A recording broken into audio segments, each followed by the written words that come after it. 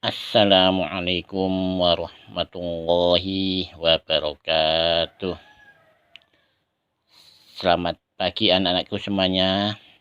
Selamat bertemu kembali dalam pelajaran Akidah Akhlak. Anak-anak semuanya, pada minggu yang lalu Pak Nus sudah bercerita tentang siapa itu Siti Masito, yaitu seorang yang teguh pendiriannya di dalam mempertahankan keimanannya. Nah, pada hari ini Pak Nus akan bercerita tentang Sa'labah. Anak-anak bisa melihat kitabnya halaman 63. Sa'labah adalah salah seorang sahabat Nabi yang pada waktu itu adalah seorang sahabat Nabi yang sangat miskin sekali. Saking miskinnya anak-anak, baju yang dipakai untuk sholat itu dipakai bergantian dengan istrinya. Misalkan, kalau Sa'labah sedang sholat berjamaah bersama Rasulullah, istrinya di rumah menunggu. Nah, menunggu apa? Menunggu pakaiannya Sa'labah untuk sholat. Begitulah awal-awal kisah Sa'labah. Tapi meskipun miskin, perlu diketahui anak-anak, Sa'labah ini adalah orang yang sangat rajin beribadah. Bahkan beliau itu sholatnya di belakang Rasulullah persis. Perlu diketahui, Sa'labah ini begitu selesai sholat, Assalamualaikum warahmatullahi wabarakatuh, Assalamualaikum warahmatullahi wabarakatuh, langsung pulang. Tidak pakai berzikir dan berdoa. Langsung pulang. Ternyata Sa'labah ini berdoa sendiri di rumah. Berzikir sendiri di rumah. Karena apa? Tadi bajunya yang dipakai tadi dipakai oleh istrinya. Nah, anak-anak semuanya, suatu ketika ya Rasulullah mencegah Sa'labah. Pada waktu selesai salam, Rasulullah mencegah Sa'labah. Hei Sa'labah, tunggu sebentar.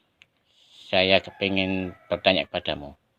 Ya, saya perhatikan kamu kalau sholat tidak pakai berzikir, tidak pakai berdoa, langsung pulang. Apa sebabnya Sa'labah? Wahai Rasulullah, ketahuilah bahwa saya ini sangat miskin. Baju yang saya pakai ini dipakai gantian untuk istri saya, untuk beribadah, untuk sholat di rumah. Makanya begitu salam, saya langsung pulang. Oh begitu ya, tidak apa-apa kalau begitu. Lanjutkan. Tapi ya Rasulullah, tolong doakan kepada Allah, saya ini dikasih kecukupan. Apa jawabannya Rasulullah? Wahai Sa'labah, kamu kalau dikasih kaya, kamu akan lupa kepada Allah. Lebih baik seperti ini, ibadahmu rajin. Belum tentu kalau kamu kaya, ibadahmu seperti ini. Wah, kembali. Ya, pulang. Nah, beberapa saat kemudian, dengan didorong oleh istrinya yang minta didoakan Nabi Muhammad supaya dikasih kecukupan. Ternyata permintaan yang kedua ini juga ditolak oleh Rasulullah. Kembali lagi. Sampai suatu saat Sa'labah minta tolong lagi pada Rasulullah. Karena sudah 3 kali, akhirnya Rasulullah mengabulkan permintaan Sa'labah. Sa'labah dikasih seekor kambing betina yang sedang hamil. Ya. Sambil bilang begini, Sa'labah, ini kambing kamu pelihara baik-baik. Mudah-mudahan kambing ini berguna bagi kalian. Ya. Pulang Sa'labah. Sambil berdoa Rasulullah supaya Sa'labah dikasih kecukupan rezeki. Alhamdulillah. Setelah dapat kambing yang hamil, beberapa bulan kemudian punya anak lagi, kambing tadi punya anak, ya. Dan perlu diketahui kambing itu kalau punya anak bisa kembar 2, 3 dan sebagainya. Nah, lama kelamaan kambingnya Sa'labah ini bertambah banyak. Karena bertambah banyak, Sa'labah mulai lupa. Yang semula rajin beribadah di masjid atau musola, mulai saat ini tidak kelihatan berjamaah bersama Rasulullah. Nah, mulai salat berjamaahnya ditinggalkan. Bertambah lama, kambingnya bertambah banyak. Akhirnya tidak hanya sholat berjamaah saja yang ditinggalkan, sholat Jumat pun ditinggalkan. Nah,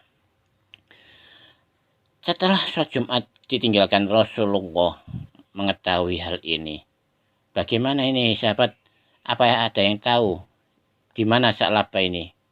Salah seorang sahabat menjawab, "Wahai Rasulullah, sekarang Sa'labah sudah sibuk dengan kambing-kambingnya. Ya, dia tidak mau sholat Jumat di sini karena sibuk memelihara, merawat kambing-kambingnya." Baiklah, kalau gitu Sa'labah sudah mulai lupa kepada Allah, lupa kepada janjinya. Nah, suatu saat Allah menurunkan ayat tentang kewajiban berzakat bagi yang mampu. Kewajiban berzakat ini tentu saja untuk seluruh umat Islam, tidak terkecuali Sa'labah harus juga mengeluarkan zakatnya. Akhirnya Rasulullah mengutus 2 orang utusan untuk menemui Sa'labah sambil membacakan ayat tentang kewajiban zakat. Sa'labah kemudian menghitung. Setelah dihitung-hitung ternyata hartanya memang banyak. Sa'labah pikir-pikir, kalau uang ini saya berikan untuk zakat, kurangan uang saya ini. Akhirnya tidak jadi. Tolong bilang sama Rasulullah, saya tidak akan mengeluarkan zakat. Karena ini adalah hasil jeripaya sendiri. Hasil kerja saya ya selama ini. Akhirnya 2 utusan Rasulullah menghadap pada Rasulullah. Ya Rasulullah, ternyata Sa'labah tidak mau mengeluarkan zakat. Biarkan, katanya Rasulullah, biarkan. Sa'labah tidak mau, biarkan aja. Beberapa saat kemudian turunlah wahyu Allah, yaitu tepatnya surat At-Taubah ayat ke-75. Ayat ke-75 ini menceritakan tentang Sa'labah, yaitu intinya Sa'labah diazab oleh Allah. Bunyinya seperti ini, celakalah engkau wahai Sa'labah, Allah telah menurunkan ayat karena perbuatanmu. Ya, ayat ini maksudnya. Itu katanya salah seorang sahabat. Begitu mendengar ayat seperti ini, langsung tertegun. Maksudnya apa? Sedih. Bagaimana ini azabnya? Allah sudah pasti janjinya itu. Bingung. Akhirnya Sa'labah memberikan seluruh hartanya untuk dibuat zakat. Kepada siapa? Kepada Rasulullah. Ternyata harta yang diserahkan oleh Sa'labah kepada Rasulullah ditolak oleh Rasulullah. Apa bunyinya? Apa yang dikatakan oleh Rasulullah? Wahai Sa'labah, karena kedurhakaanmu kepada Allah, Allah melarangku untuk menerima zakatmu. Tambah sedih, ya. Lalu sambil menggenggam tanah, lalu ditaburkan di atas kepala Sa'labah. Nah, inilah perumpamaan amalan kamu selama ini, sia-sia belaka. Begitu selesai Rasulullah mengucapkan seperti itu, akhirnya tambah sedih. Sampai Rasulullah meninggal, diganti oleh Abu Bakar. Abu Bakar pun tidak mau menerima zakatnya. Umar bin Khattab pun demikian, tidak mau menerima zakatnya. Sampai zamannya Khalifah Utsman bin Affan pun demikian, tidak mau menerima zakatnya. Dari kisah ini sudah jelas bahwa Sa'labah yang semula rajin beribadah karena kekayaannya menjadi lupa. Lalu apa hikmah yang bisa kita petik dari kisah Sa'labah ini? Dari kisah Sa'labah ini, hikmah yang bisa dipetik yaitu pertama, kita jangan sampai ingkar janji. Jangan sampai mengingkari janji kita sendiri. Contohnya tadi Sa'labah, kalau kaya insya Allah ibadahnya tambah rajin. Ternyata tidak. Itu yang harus kita hindari. Yang kedua, Sa'labah termasuk kufur nikmat. Tidak berterima kasih atas nikmat Allah. Nah, lawan katanya kufur nikmat yaitu syukur nikmat. Sa'labah tidak berterima kasih, malah kufur nikmat. Yang ketiga, yaitu Sa'labah termasuk seorang sahabat Nabi yang tamak. Ini harus kita hindari, sombong dan zolim. Nah, anak-anak semuanya, apa sih Pak akibat kalau orang itu berbuat atau berperilaku tercela?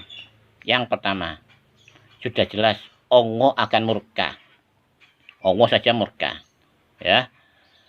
Yang kedua, tidak disenangi oleh semua orang. Ya. Itu akibat yang kedua. Yang ketiga, kesengsaraan di dunia dan azab di akhirat. Itulah akibat yang ditimbulkan dari perilaku tercela. Nah, anak-anak semuanya, dari kisah ini kalian harus mencermati, memperhatikan bagaimana kisah Sa'labah tadi. Mudah-mudahan cerita tadi bisa bermanfaat bagi kalian dan dapat kita menghindari akhlak yang dimiliki oleh Sa'labah. Kita harus menghindari sifat sombong, kufur nikmat, ingkar janji, tamak, dan lain sebagainya. Untuk terakhir, tugas yang harus kalian kerjakan cuma satu saja. Ingat, tugasnya apa itu Pak? Tugasnya sebutkan akibat dari berperilaku tercela. Ya, di situ ada 3.